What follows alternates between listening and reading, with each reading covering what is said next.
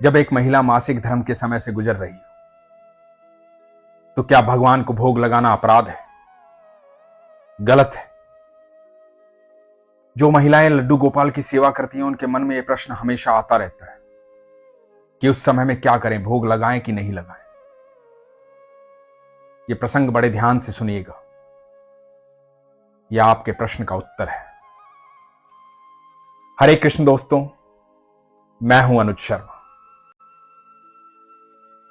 पंचकुला में रहने वाली कुसुम शर्मा ठाकुर जी की अनन्य भक्त है। पिछले 6 साल से लड्डू गोपाल की सेवा करती है। हर साल जन्माष्टमी बड़े धूमधाम से मनाती है। आसपास की महिलाएं पुरुष इकट्ठे होते हैं, भगवान का जन्मदिन मनाया जाता है। ठाकुर जी की अनन्य भक्त है, बेहद प्रेम करती है ठाकुर जी से। 6 साल से ठाकुर जी की सेवा कर रही थी। मन में कभी कभी प्रश्न आता है कि ठाकुर जी की अनुभूति हो जाए, पता लग जाए मेरे कन्हैया मेरे पास रहते हैं। तो एक दिन हुआ यूं कि इनके मासिक धर्म का समय चल रहा था। जनवरी का महीना था, पंचकुला में बहुत ठंड होती है। ये चाय पी रही थी। लड्डू गोपाल दूर बैठे हुए थे। मन में भाव आया कि मुझे ठंड लग रही है, मैं चाय पी रही हूं, तो मेरे लड्डू का भी तो मन हो रहा होगा ना दूध पीने का। गरम गरम दूध पिलाती हूं, ठंड बहुत है। मन में यह प्रश्न तो था कि अभी मासिक धर्म चल रहा है, लेकिन उससे बड़ा भाव यह था कि मेरे लड्डू को सर्दी लग रही है। तो शरीर की समस्या को भूल करके भाव में बह गई। बादाम का दूध बनाया, लड्डू गोपाल के पास आई और लड्डू गोपाल को चम्मच से दूध पिलाने लगी। तो अचानक से देखा कि चम्मच में दूध गायब हो गया। तो मन में आया कि शायद चम्मच टेढ़ा हो गया, मुझसे गलती हो गई, पोशाक गंदी हो गई होगी। तो लड्डू गोपाल की पोशाक को देखा, कहीं भी दूध की एक बूंद भी नहीं गिरी थी। फिर से चम्मच में दूध लिया। कुसुम जी बताती हैं कि चम्मच में बादाम ऐसे ही रह जाता था, दूध पूरा गायब हो जाता था। कई बार दूध पिलाया। भगवान ने अपनी अनुभूति करवा दी कि मैं तुम्हारे साथ हूं, हर समय साथ हूं, और हर समस्या से, हर चीज से बड़ा तुम्हारा भाव है, तुम्हारा प्रेम है। मैं तुमसे प्रेम करता हूं, तुम्हारी आत्मा से प्रेम करता हूं, तुम्हारा भाव मुझे अत्यंत प्रिय है। कुसुम जी के शरीर में सिरहन दौड़ गई। उनको पहली बार विश्वास हुआ कि मेरे ठाकुर मेरे साथ रहते हैं, मेरे मन की बात समझते हैं और मैं उनके मन की बात समझती हूं। यह भक्त और भगवान के बीच का गहरा संबंध है। यहां शरीर की अवस्था नहीं आती।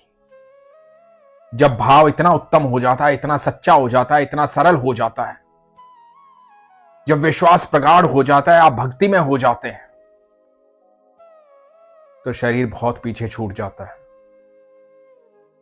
तब आत्मा की परमात्मा से बात होती है। कुसुम शर्मा जी बताती हैं कि हर साल जन्माष्टमी बड़े धूमधाम से मनाती हैं। मोहल्ले के, परिवार के सब लोग इकट्ठा होते हैं। इस बार एक समस्या आन खड़ी हुई। इनके पति मनोज शर्मा को दिक्कत थी। उनके 2 ऑपरेशन थे। एक ऑपरेशन हो गया था, दूसरा होना था। दूसरे ऑपरेशन के लिए डॉक्टर्स ने कहा कि करीबन 3 महीने रेस्ट करना पड़ेगा। यह बात सुनकर ही कुसुम शर्मा दुखी हो गई। दुखी इस बात पर हो गई कि एक तो जन्माष्टमी आने वाली है, पति यदि स्वस्थ नहीं रहेंगे तो जन्माष्टमी कैसे मनाएंगे। और जन्माष्टमी तो बड़ी धूमधाम से मनाती हूं, मेरे कन्हैया का जन्मदिन है। उनको चिंता थी कि 3 महीना रेस्ट करेंगे तो घर कैसे चलेगा, कमाने वाले अकेले हैं, सब देख रेख इनके पति ही करते हैं, और परिवार में कमाने वाला यदि खाली बैठ जाए तो परिवार की सारी व्यवस्था बिगड़ जाती है। सारे परिवार को सुचारू रूप से चलाने के लिए एक व्यक्ति मेहनत करता है, धन कमाता है, उससे पूरा परिवार चलता है।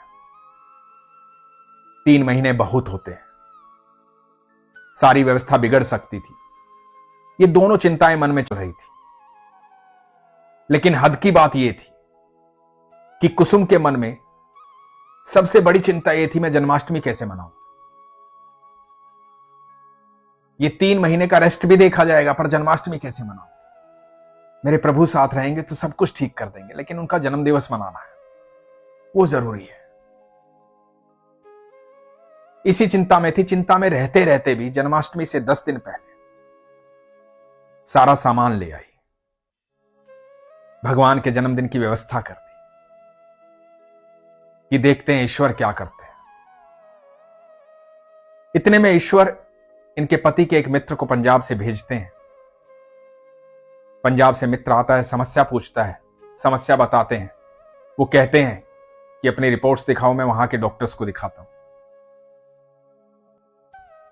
मित्र पंजाब जाते हैं रिपोर्ट्स को लेकर के।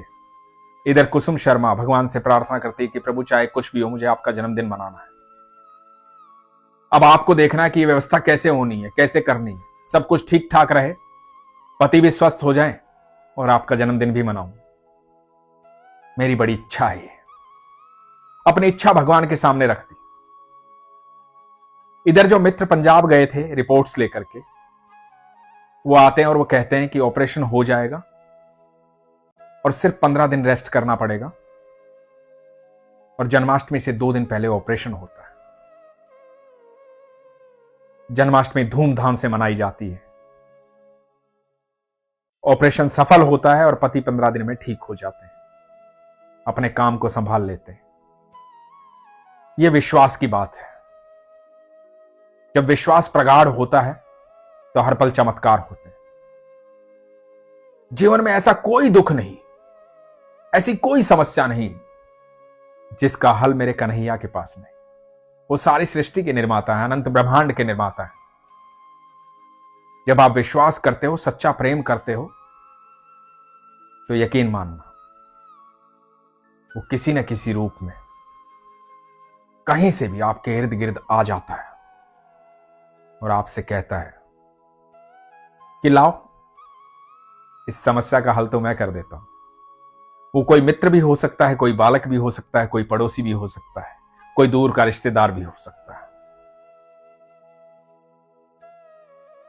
एक बात का यकीन मानना, यदि आप सच में ईश्वर पर विश्वास करते हैं तो सबके भीतर कृष्ण को देखना शुरू कर दीजिए, क्योंकि वो सबके भीतर समाहित है। भगवान श्री कृष्ण कहते हैं कि मैं सबके भीतर हूं, तू सबके भीतर मुझे देख। और जिस दिन आपका नजरिया ऐसा हो जाएगा कि आप सबके भीतर कृष्ण को देखना शुरू कर देंगे, तो जीवन में समस्या कभी नहीं आएगी। आप एक बार अपने इर्द गिर्द देखना, चारों तरफ देखना, अपने दोस्तों को भी और दुश्मनों को भी बड़ी गहराई से देखना और एक बार सोचना कि सबके भीतर कृष्ण है। मैं सच कहता हूं, जिस दिन यह भावना जागृत हो जाएगी तो समस्त संसार आपकी समस्या को हल करने में लग जाएगा, क्योंकि सब मेरे ठाकुर के आदेश का पालन करेंगे। सबके भीतर मेरे कृष्ण है, बस आपका विश्वास होना चाहिए। एक बार विश्वास करके देखिए, फिर देखिए जीवन में पल प्रतिपल चमत्कार होगा। लोग कहते हैं ना, मुझे भी अनुभव करना है, मुझे भी अनुभव करना है। अनुभव तो हम सब कर रहे हैं। इस सारी प्रकृति को हम देख रहे हैं, सारी सृष्टि को हम देख रहे हैं, एक दूसरे को हम देख रहे हैं। रोजाना सुबह जीवित उठते हैं, स्वस्थ उठते हैं, यही तो अनुभव है। फिर भी यदि आपका मन करता है कि कुछ ऐसा देखना चाहते हैं, कुछ ऐसा महसूस करना चाहते हैं जो साधारण नहीं है, तो एक बार विश्वास कीजिए और आपका विश्वास चमत्कार करेगा। इसीलिए हमेशा कहता हूं, अपने विश्वास को मजबूत रखिए, अपना ख्याल रखिए। हरे कृष्ण।